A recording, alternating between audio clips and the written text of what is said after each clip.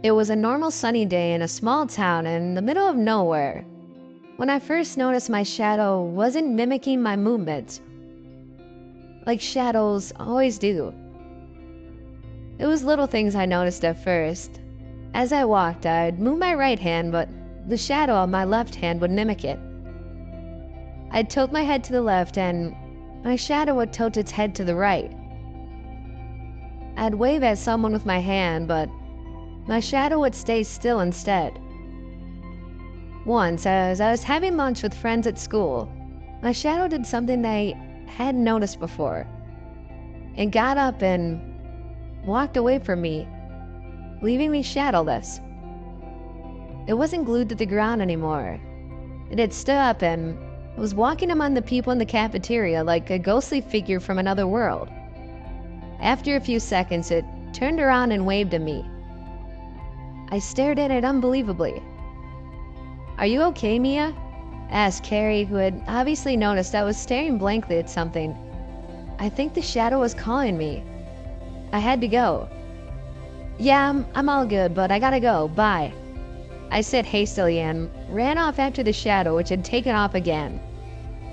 I heard my friends murmur confusedly after me, wondering why I had left suddenly without even finishing my lunch. My shadow took me to the backyard of the school, deserted at lunch.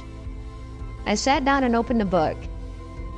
My shadow glued itself to the ground again. I had a feeling it was happy I was alone. I had a feeling it wanted me to stay there for the rest of the day, skip the rest of the classes, and then go home. And so that's what I did. The next day was when I first heard my shadow whisper to me. I was walking to the school entrance when I saw my friends trying to catch my attention enthusiastically. "Mia, over here. Where have you been?" They were shouting and jumping up and down. I had the real physical sensation that my shadow was pulling me away from them. And then I heard it.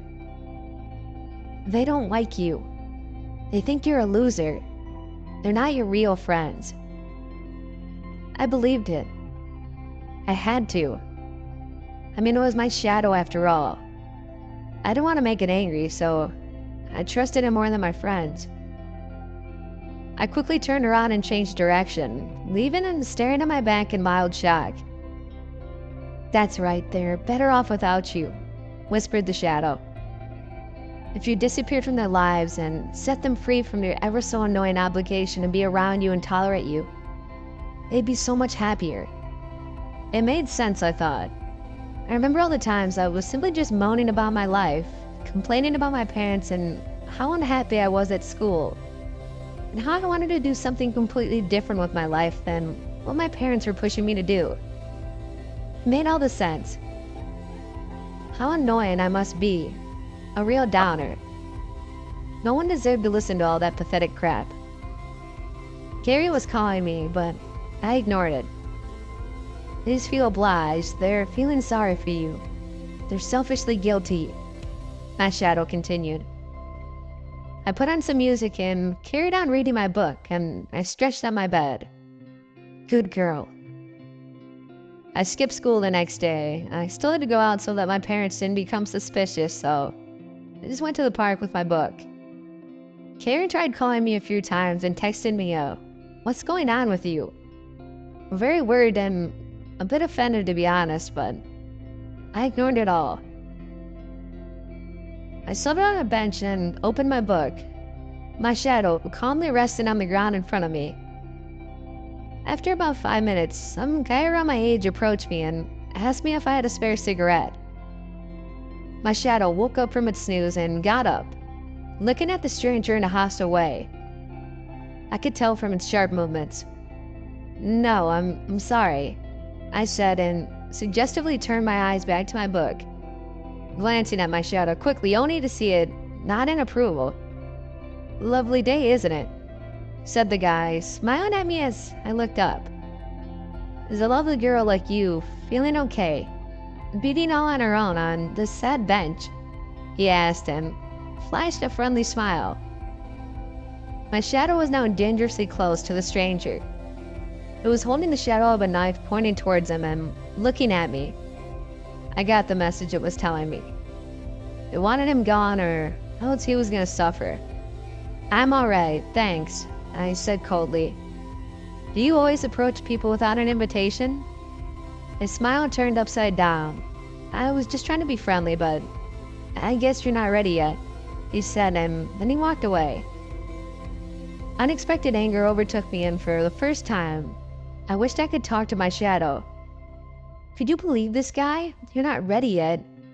Ready for what? All I want is to be left alone, and everywhere you go, there's people demanding your attention for their own benefit. Give me this, tell me that, be my friend, be my lover. They're so selfish. You don't need anyone. My shadow nodded in such a violent approval that its shadowy head nearly fell off. I closed my book with a loud snap and went for a walk in the opposite direction, my shadow dancing around my solitude. Eventually, my friend stopped talking to me and we were pretty much like complete strangers.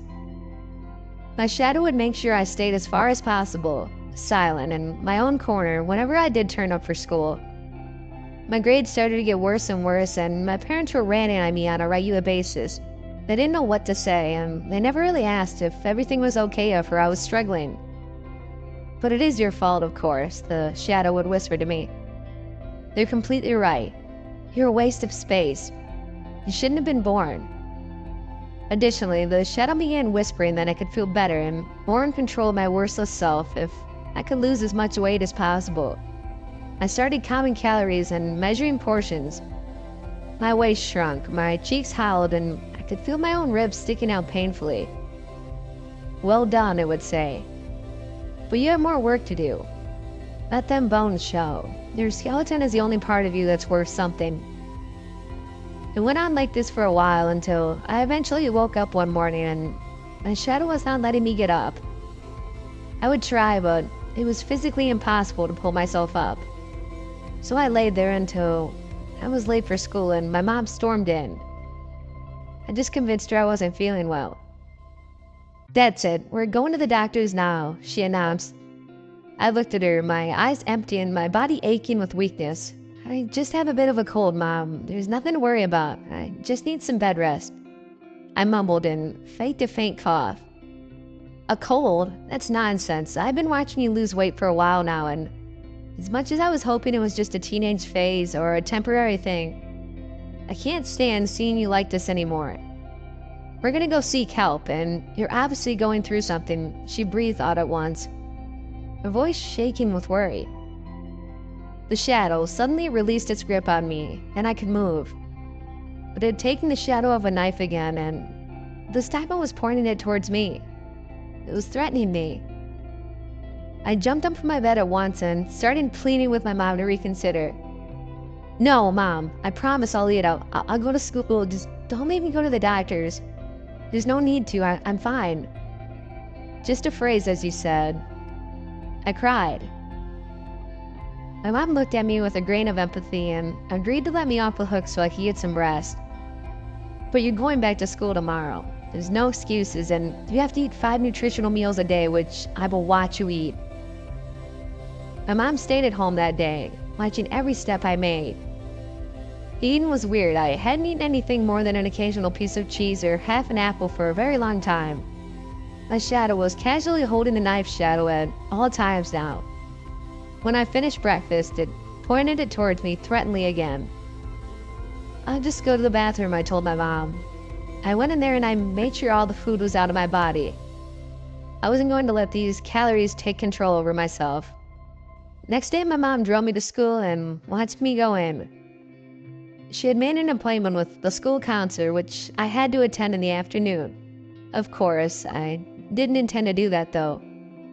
Not if I was risking my shadow doing something painful to me in any way. It could read my mind too, so I had to be careful what I was thinking at all times. As soon as my mom drove off, I went into the backyard to read, my usual solitary spot. Except there was something else there already. The annoying boy that I had seen in the park a few months ago. He smiled at me faintly. Hey, he said. I rushed to turn around and find another spot, completely ignoring his greeting. Until he spoke again. I can see your shadow. I simultaneously froze and tried to catch my breath. My shadow had started to suffocate me, making me feel as if my throat was closing up while my heart was beating out of time, nearly exploding through my chest. I can see it. I had one too. He spoke again.